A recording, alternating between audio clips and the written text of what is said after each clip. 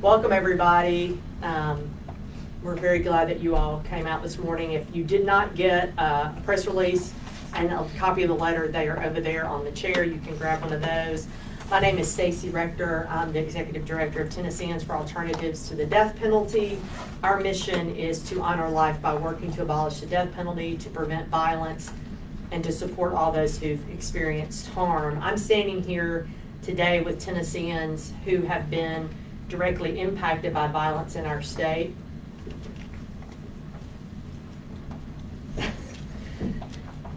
We have some more coming in. In total, 51 Tennesseans have signed a letter that will be delivered to Governor Lee following this press conference. And again, copies of the letter are there. There is also a link to the letter with the signatories that were provided on the press release, so you all can find those as well. I'm going to tell you how things are going to go. You're going to hear from 4 speakers, all of whom have signed the letter. Once they have concluded their remarks, we are going to leave here and proceed over to Governor Lee's office. If you have any further questions that you want to ask after the fact, please see me or Rafia. Other folks are not going to be speaking after this, so myself or Rafia can talk to you. And we are on Facebook Live. I want to remind people are watching via live stream, and it will be shared after at TN Death Penalty on Facebook. Our first speaker, and I'm going to go introduce all the speakers first, and then folks are just going to come up one by one. Our first speaker is Rafia Muhammad McCormick. She is the Director of Community Outreach for TADP. She is also the founder and CEO of Rodney's Village, a nonprofit named in honor of her son, Rodney, who was murdered in 2020. For the last year, Rafia has been traveling around the state with the Heal People campaign, educating victims of violence about the help that is available to them and listening to victims and their families share more about their needs, particularly those needs that are not being met currently. We also will hear from C.L. Tim Williams. He is the chapter leader of the Greater Memphis chapter of Parents of Murdered Children and is a surviving family member of a murder victim. Reverend Timothy Holton will speak after Mr. Williams, also a surviving family member of multiple murder victims, as well as a man who was executed for those murders. And finally, Kenatha Patterson, whose brother's life was taken by murder. She is here with us and will read the letter to Governor Lee. Again, thank you all for being here, and I'm going to turn it over to Rafia. Good morning. Good morning. Thank you for that great introduction. My name is Rafia Muhammad McCormick. I'm a mother whose son, Rodney, was murdered in 2020. I stand here not just as a survivor, but as someone who sits in a bi-weekly grief circle with other mothers. Mothers who, like me, have lost children to violence and are doing everything they can to survive the aftermath. I'm not here to debate whether the death penalty is right or wrong. I'm here to say it doesn't serve us. Not as victims, not as families, and certainly not as a path toward healing. The bottom line, that taking on a life does not restore a life. It doesn't bring our children back. What it does do is create this illusion that the value of a life lost can somehow be measured by the severity of someone else's sentence. And while the state pours millions of dollars into executions, most of the victims I know are still waiting for support for services, waiting for basic things that we need to recover and rebuild. When my own son was killed, it took me a full year before I could go back to work. And this was after the criminal proceedings were over. But most mothers don't have that choice. They have other children to care for, bills to pay. They are expected to keep moving forward through the world like nothing happened because the system isn't designed to hold them. I sit with mothers who are grieving while trying to keep a roof over their heads, find counseling they can't afford, and guide their other children who are also traumatized and broken, through those healing journeys with no support. These families are not sitting around thinking about executions. They are trying to figure out how to survive, how to hope, how to live. The death penalty is not what these victims are asking for. It's what the system offers when it doesn't know how to offer real support. The amount of time and money this state spends on executions is staggering. For instance, we just spent $600,000 just to acquire lethal injection drugs for this execution. Meanwhile, victim service providers are struggling with budget shortfalls, and families are struggling to bury their loved ones or to afford therapy. This is not justice. It's misplaced priorities. What truly helps victims is trauma recovery services, financial and funeral assistance, counseling, safe housing, violence prevention programs. Yet those essential things remain out of reach while the state funds the execution of a few. If the state truly cared about victims, we will be talking about expanding trauma recovery, housing for grieving families, mental health care that meets people where they are, and support for children who have witnessed violence. This is what I want Governor Lee to hear. We don't need more death. We need more care. I've spent the last year traveling across Tennessee with the Heal People campaign, listening to victims and survivors from every corner of the state. And what I've learned is this: our needs are consistent. We need to be seen. We need to be supported. We need to stop being an afterthought in a system that claims to be about justice. But justice is not found in the death chamber. It's found in how we care for the people who have been the most harmed. It's found in making sure no other family has to suffer alone. It's found in prioritizing healing over retribution. I'm proud to stand here today with these other survivors to deliver this letter. We are not here out of anger. We are here with purpose. We want a better path forward for families like mine, and unfortunately families that are to come. Thank you.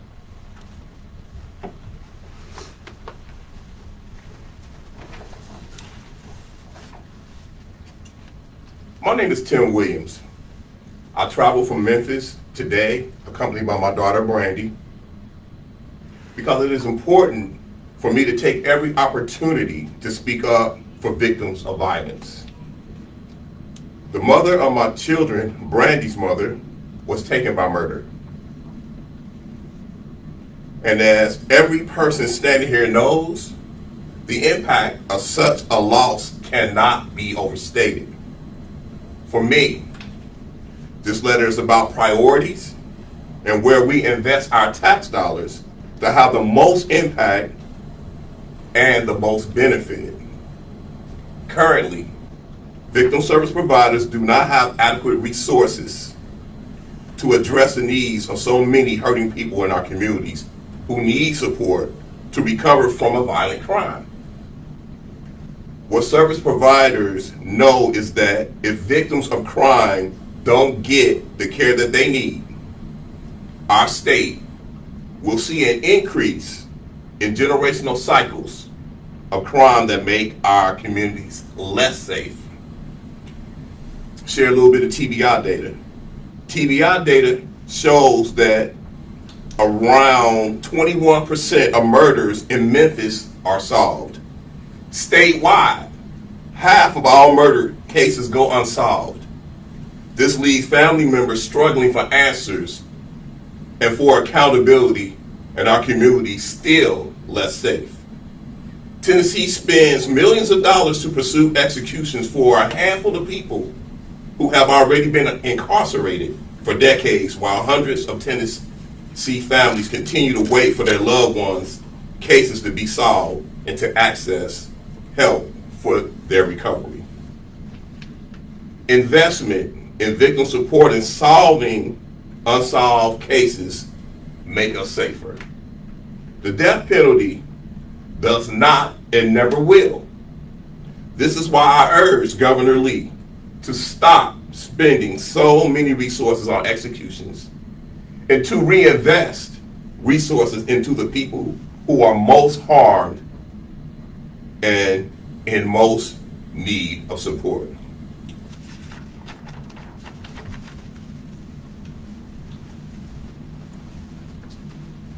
My name is Timothy Holton. My young cousins, Stephen, Brent, Eric, and Kayla Holton, were murdered by their father in a crime that turned my family upside down.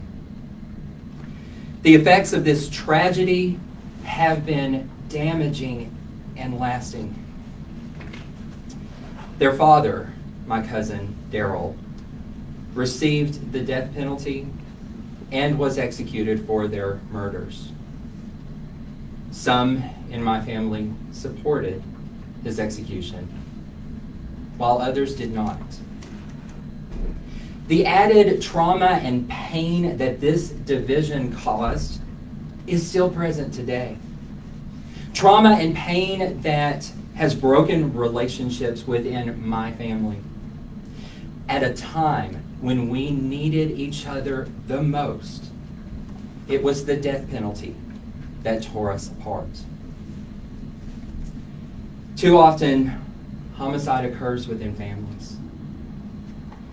I meet many victims' families who are grateful that the death penalty was never on the table, because they know the rift it would have caused for them and their families at one of the most difficult times in their lives.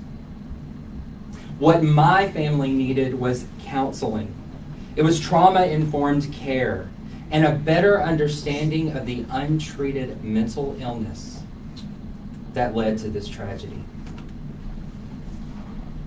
I urge Governor Lee to reinvest resources currently used on the death penalty to support grieving families like mine, to bring them together and to help them heal.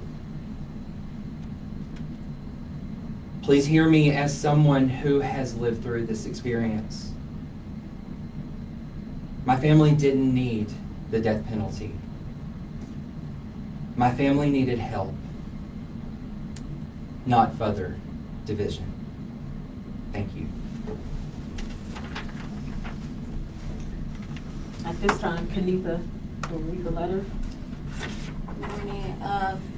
Tennessee survivors urge Governor Lee do not resume executions.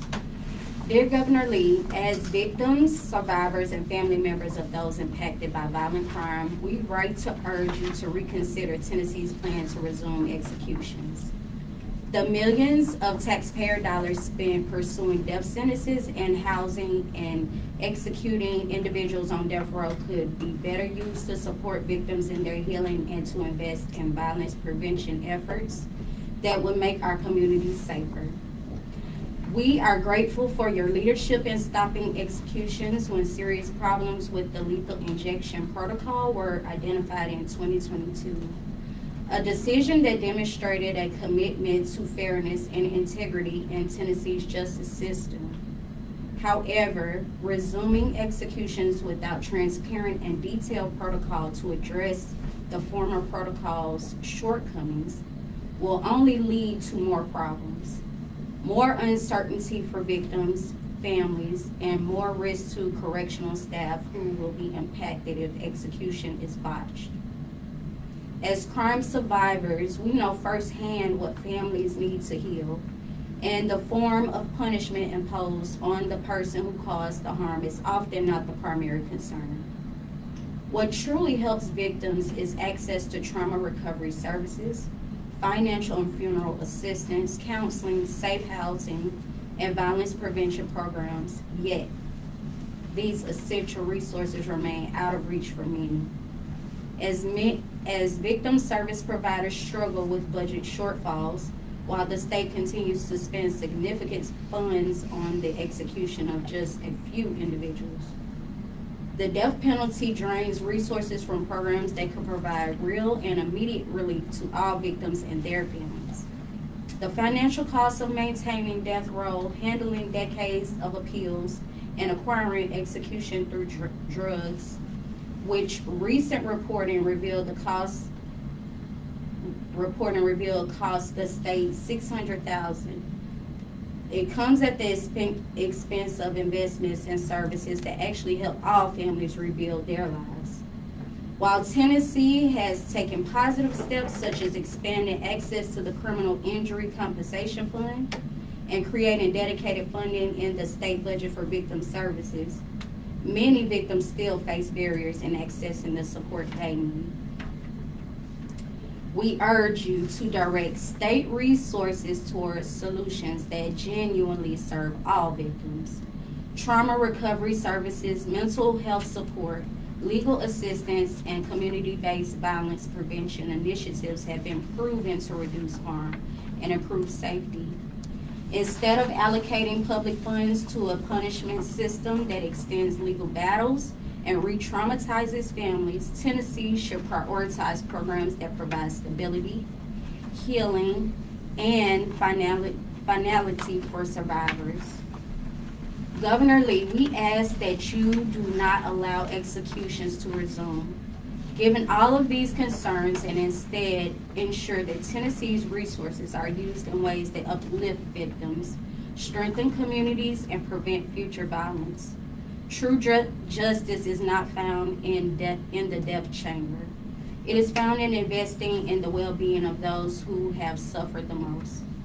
Thank you for your leadership and your dedication to ensuring that all victims in Tennessee receive the support and resources they need. Sincerely.